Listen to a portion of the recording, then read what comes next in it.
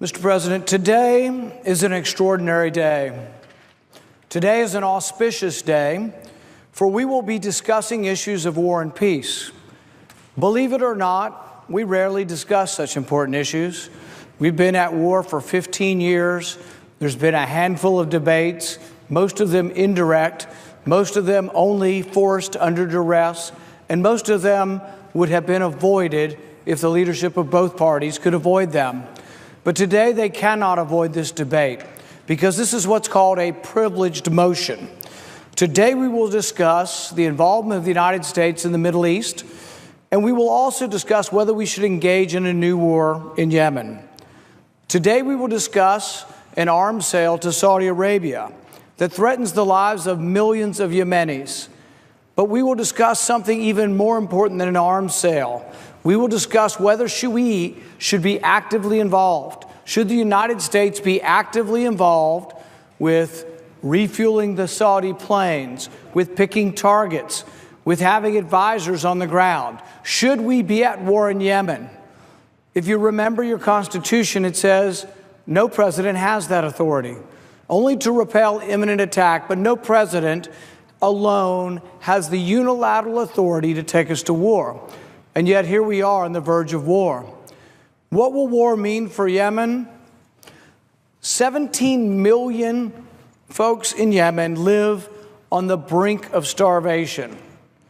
I think to myself, is there ever anything important that can happen in Washington? Is there ever anything I can do to save some of the millions of children that are dying in Yemen? This is it. This is this debate today. It isn't about an arms sale. It's about children like Ali who died.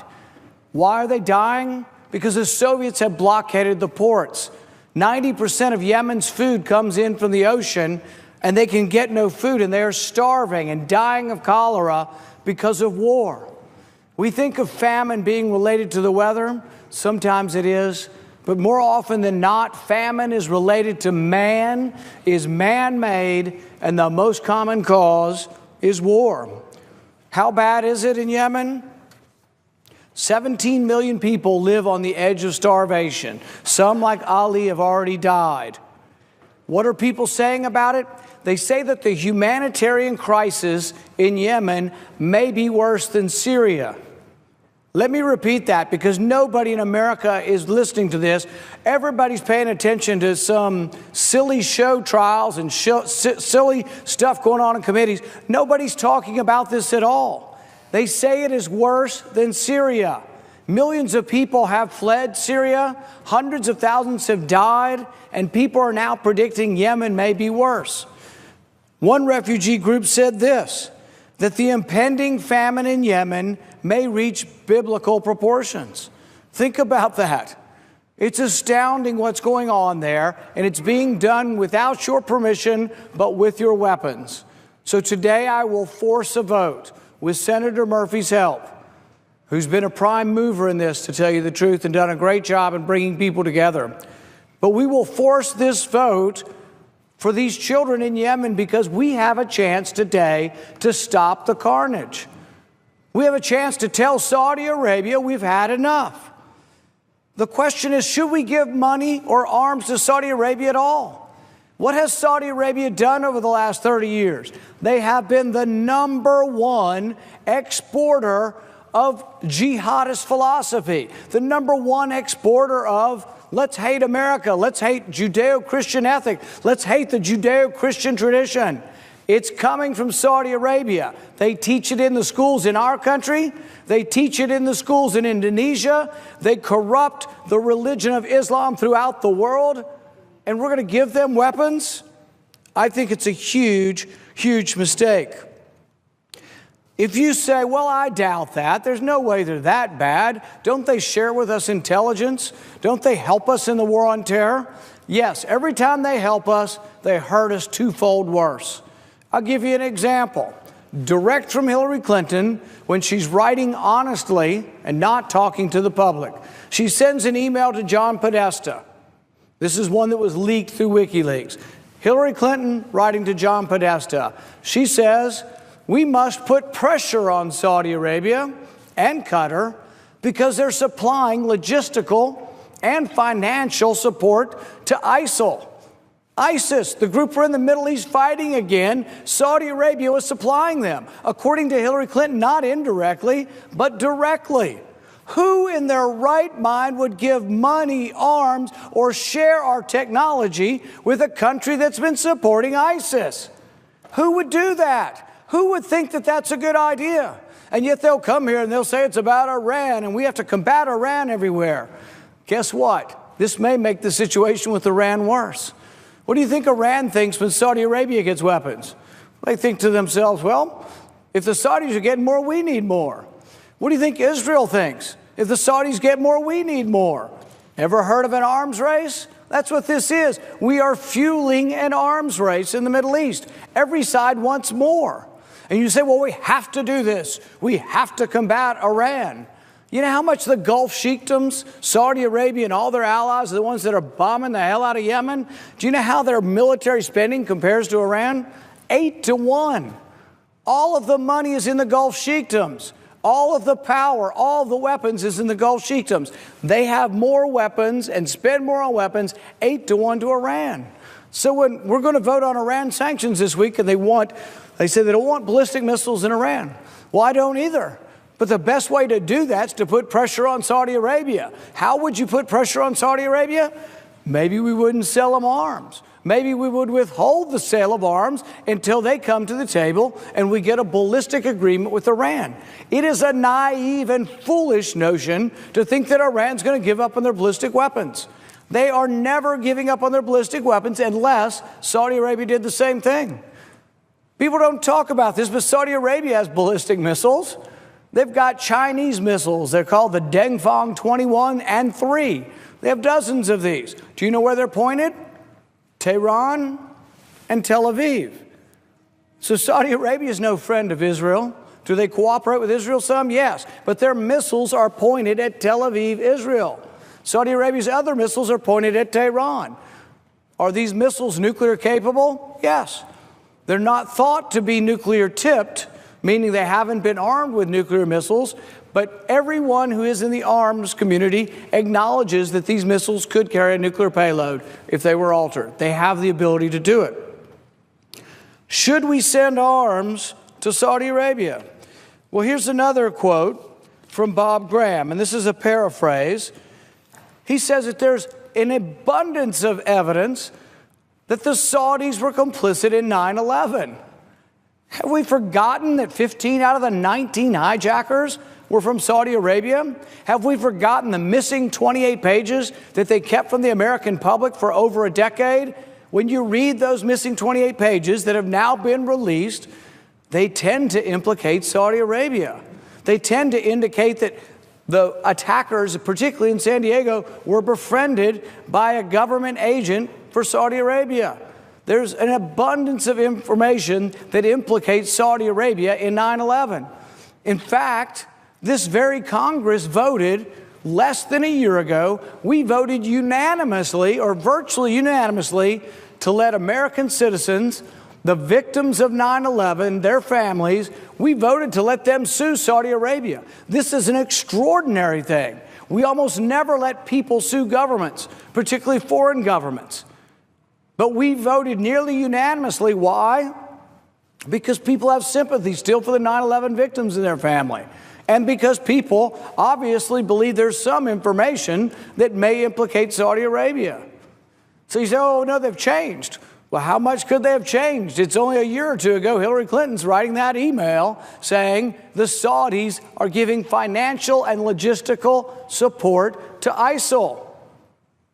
Who in their right mind would sell arms to Saudi Arabia under those circumstances? So if it doesn't persuade you that the Saudis are supporting ISIL and terrorism, may have been part of 9/11, perhaps we should look not only at the humanitarian disaster in Yemen and what they're doing to the public, and that their goal basically is famine to bring them to submission. Perhaps we should look at Saudi Arabia as a country. Perhaps we should look at the human rights record of Saudi Arabia. I'll give you a couple of instances of what it's like to live in Saudi Arabia. There was a young girl who was 19 years old. They haven't named her because her story is so traumatic. She was 19 years old. They call her the Girl of Qatif. She was 19 years old and she was raped by 7 men. Now, the men were punished, a couple years in prison. But you know what happened? They arrested the victim. Because you see, in Saudi Arabia, it's your fault if you're raped. In Saudi Arabia, rape victims are arrested, put in prison, and publicly whipped. She was given 6 months in prison, and 200 lashes was her sentence. Ultimately, it did not come to 4. And you know why? Partly because the U.S. stood up and said it was wrong. Partly because perhaps behind the scenes we said, maybe we're not going to sell you weapons if you behave like a bunch of barbarians. I'll tell you another story. Ali al-Nimr, he's a Shiite. The Middle East is somewhat divided between Sunni and Shia.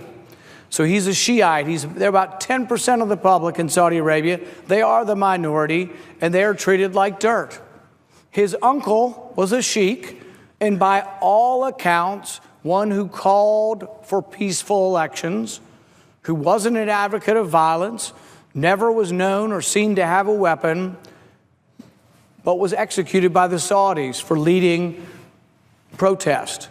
Executed for standing up in front of people and saying, we should have elections, we should not have this authoritarian government that lords it over us and does not allow us even to practice our religion in public. Ali's uncle was beheaded. Ali was 17 at the time. It was the beginning of the Arab Spring, and Ali got excited and motivated.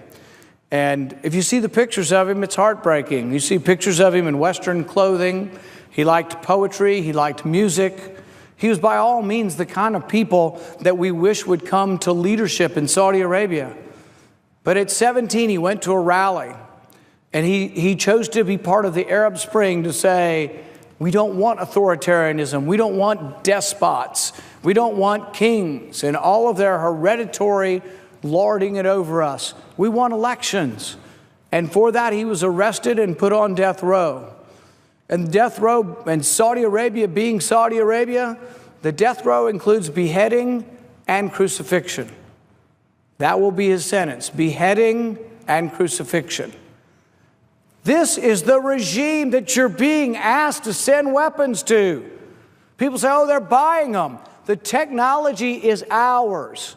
It's American technology that was developed for the defense of this country, and the companies would never have the technology had we not paid them to have it. The American taxpayer has a right to that technology, and while almost every other good in the marketplace, I would say the government has no right to tell you who you sell it to, arms are different because they're all developed by the U.S. taxpayer. And I do believe there should be rules about who gets our arms. I don't think we should sell them to Saudi Arabia if they might wind up in the hands of ISIS. I don't think we should sell them to Saudi Arabia if they punish people for protest, if they punish people for speaking out by beheading them and crucifying them. I'm not for selling them a rifle, much less precision-guided missiles. Now, some will say, oh, if we give them more accurate missiles, they'll kill less civilians. That presumes that they're not targeting civilians. You think it was a mistake? You think they accidentally bombed a funeral procession? You think their intelligence was so bad they didn't know it was a funeral procession? They killed 125 people at a funeral. They wounded 500.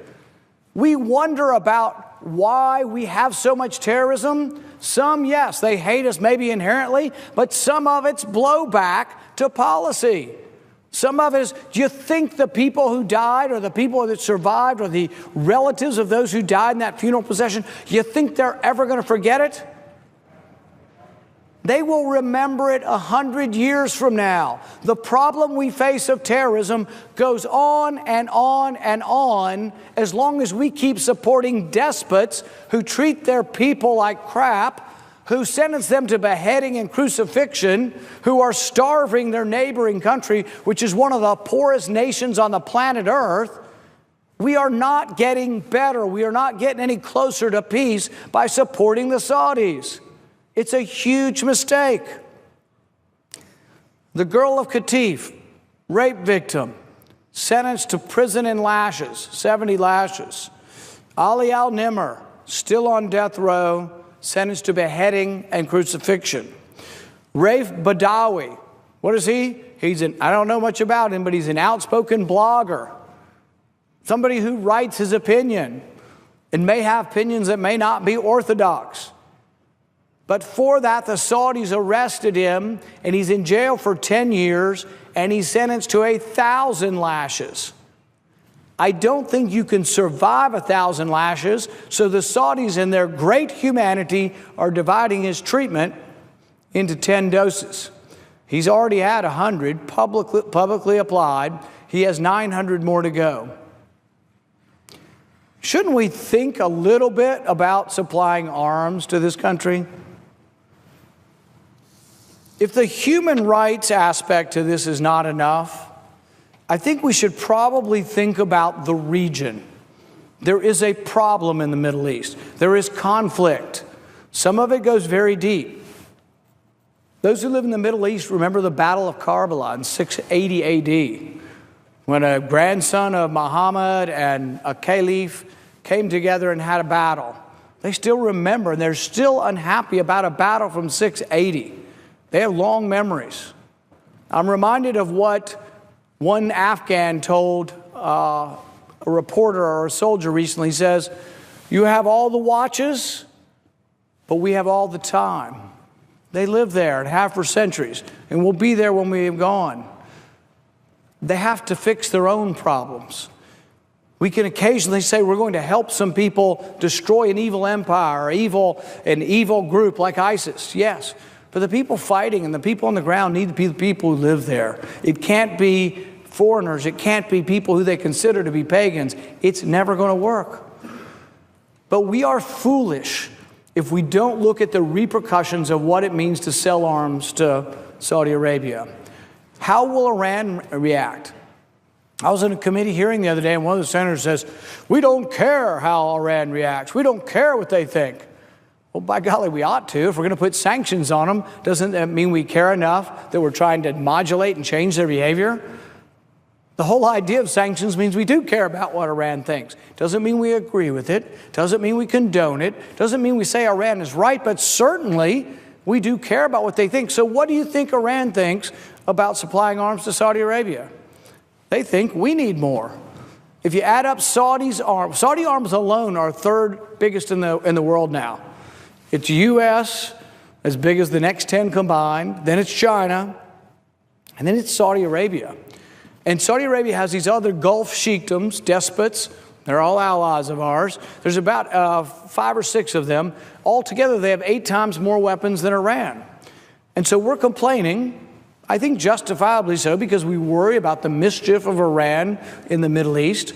But we're complaining about that, and we want them to change their behavior. But what do you think is the prime reason they create weapons and they're creating their ballistic missiles? Some of it's because they fear our invasion, like Iraq. But I think a great deal of why Iran develops weapons is their fear of Saudi Arabia. In fact, when you look back at Iraq and the whole weapons of mass destruction that never existed, one of the interesting stories is, maybe a theory, but I think has some evidence, is that Saddam Hussein pretended valiantly that he had weapons of mass destruction, not to deter us, to deter Iran.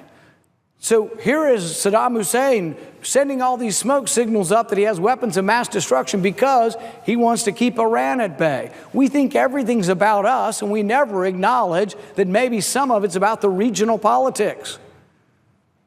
So when we give weapons or sell weapons to Saudi Arabia, there will be, for every action or reaction, there will be significantly more pressure for Iran to come forward and have more weapons. What does it do to our ally Israel? There's been at least a few reports that says Israel believes that every time we give $1 to Saudi Arabia, they need to respond with $1.50. There was a quote from one of their government ministers on this saying he worries about their qualitative edge. I have a quote here from a colleague of mine, a friend of mine who's a rabbi and a friend of the Constitution, Rabbi Nate Siegel, writes, "While I understand the president's intentions, we must proceed with great caution due to the challenges and the history of the region. At this time, I don't see the benefits of the arms deal for the United States or Israel." This is coming from someone who believes with every fiber of his being that Israel should be defended. He's worried that by giving weapons to Saudi Arabia, it detracts from the qualitative edge that Israel currently has. Imagine what happens if the government of Saudi Arabia were overthrown. They have billions and billions of dollars of weapons. Many of these weapons are the most sophisticated weapons we have. Is there a chance they could be overthrown? Well, I don't know. They behead their citizens and crucify them. You think anybody who lives in Saudi Arabia might have some pent-up anger for the regime? William Wilberforce once said of slavery, he said, "Having heard all this, you can look the other way, but you can never say that you didn't know." I love that statement because so many people at the time of slavery looked away. They just said, it's something we do, it's part of our time, it's part of our age. And so many people knew the horror of slavery. So many people knew the horror of what was happening to a people, and they looked away. I think having heard of the impending famine in Yemen, having seen Ali and having heard of the impending famine, you can choose to look away. Many in this body will today choose to look away. They will say, you know what? Yeah, Saudi Arabia gives us some benefits sometime, and we hate Iran more. So let's just give some more weapons to Saudi Arabia. But they will be looking away from the human rights tragedy that is central to Saudi Arabia's whole being. They will be looking away from the fact that Saudi Arabia was supporting ISIS in the Syrian civil war. They will be looking away from the fact that the Saudi blockade is starving Yemeni children. You know what? I choose not to look away. And today I stand up for the thousands of civilians who are being killed in Yemen. Today I stand up for the millions of voiceless children in Yemen who will be killed by the Saudi blockade. Today I stand up for saying we, the United States, should no longer be fueling the arms race in the Middle East. It's come to no good. The wars and the rage and the anger are thousands of years old. We will never get to the bottom of it. We should defend ourselves at all costs. We should be very careful who is admitted into the country, and we should not get involved in every civil war and every misbegotten part of the planet. It is my hope and my prayer that enough Americans will wake up and say, we are tired of war. We are tired of funding every war on the globe, and we are tired of sacrificing our young in every civil war. Today, this will be a bipartisan vote. There will be a large contingent from the other side of the aisle and a small contingent from this side. But this is important. This is a rare day in Senate history where we actually have the chance to stop an evil.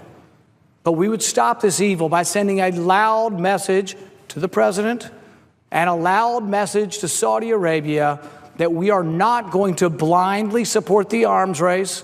We are not going to be blind to your human rights transgressions, and we are not going to blindly give you weapons in the face of beheading your citizens and crucifying them. So today I take a stand for those who do not have a voice, and I hope the Senate will think long and hard and will vote against this arms sale to Saudi Arabia.